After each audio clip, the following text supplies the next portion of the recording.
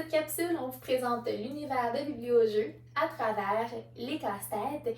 Il y a de nombreux casse-têtes, de nombreuses possibilités, en passant par des 2 morceaux de ce type-là, où l'enfant a 2 morceaux associés, en allant vers des casse-têtes de type encastrement. Donc, nous, on a des petits aimants là, où l'enfant doit placer les pièces, les positionner, les encastrer. Il y en a avec des tiges, il y en a des plus complexes. Pour le bien de nos exemples, nous, ce qu'on va utiliser, là, en fait, c'est le plus grand, celui avec plusieurs morceaux, et celui au niveau de l'encastrement. Donc, on commence.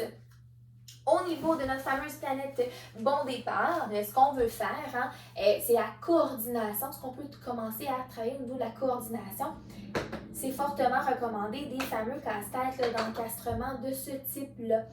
Parce que l'enfant va devoir manipuler sa pièce pour arriver à la positionner dans l'endroit spécifique.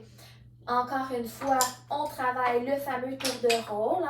Donc, ce qu'on veut, c'est qu'un à la fois, on place, dans ce cas-ci, c'est les petits insectes, là, on place des insectes à la bonne place et on dit, c'est à toi, maintenant, c'est à moi.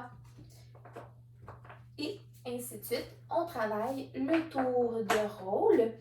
Et je reprends pour le dernier. Et un autre élément qui peut être intéressant à travailler, c'est au niveau, au niveau visuel, que l'enfant suive, que l'enfant puisse regrouper des pièces qui sont, par exemple, de même type. Ce qu'on veut, je vais juste sortir mon autre modèle que j'ai rangé. Là. Par exemple, dans le cas de mon cheval ici, je vais en prendre un autre. On y va avec, par exemple, le lapin.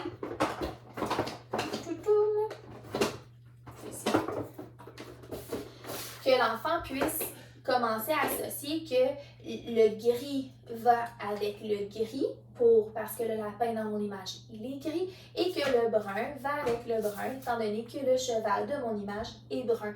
Donc, au niveau visuel, on fait une différence entre les différentes pièces. Donc, c'est ce qui est pour la planète bon départ.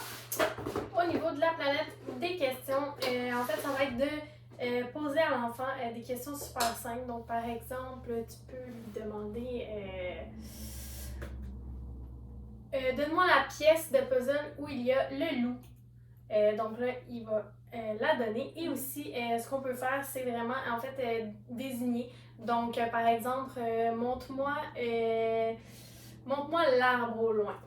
Donc, l'enfant devra aller pointer avec son doigt l'arbre. Ainsi par la suite, pour la prochaine planète, soit la planète des mots, ce qu'on veut faire, c'est travailler les actions. Donc, mets la pièce en haut. C'est une pièce qui va en bas. La pièce est à l'endroit. La pièce est à l'envers. C'est des mots qu'on peut venir ajouter au discours de l'enfant. Si on prend les petits insectes ici, ça pourrait être un insecte qui est vert, un insecte qui est jaune, un insecte qui vole ou un insecte qui rampe. Donc, pour lui montrer en fait l'étendue des possibilités autour de ce monde-là. Il y a aussi aller travailler au niveau des quantités. Donne-moi 2 morceaux, donne-moi 5 morceaux, ou donne-moi un petit morceau ou un grand morceau, pour continuer à peaufiner en fait le vocabulaire de l'enfant. Ensuite, pour la planète des sons, encore là, ça va être de faire le modèle verbal.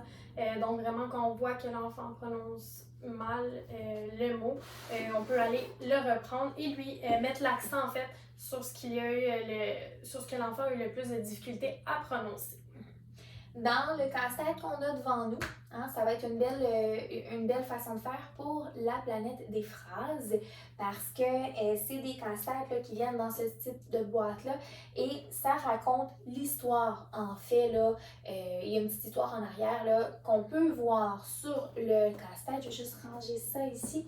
Donc, au niveau de la planète des phrases, c'est intéressant d'aller justement chercher, utiliser le fait que c'est une histoire, donc de demander à l'enfant de raconte-nous qu'est-ce que tu vois sur le casse-tête. Ou bien, on prend aussi un casse-tête qui n'a pas nécessairement d'histoire, par exemple, celui avec les petites bestioles qu'on voit, puis on pourrait demander à l'enfant, mais comment ça, il y a autant d'insectes dans la même place? Qu'est-ce qui s'est passé? Puis on raconte une histoire autour de ça.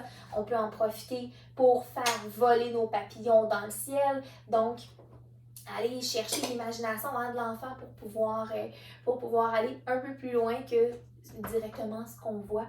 Donc, et voilà, c'est ce qui était en fait là, pour les casse-têtes et le monde de Biblio-jeux.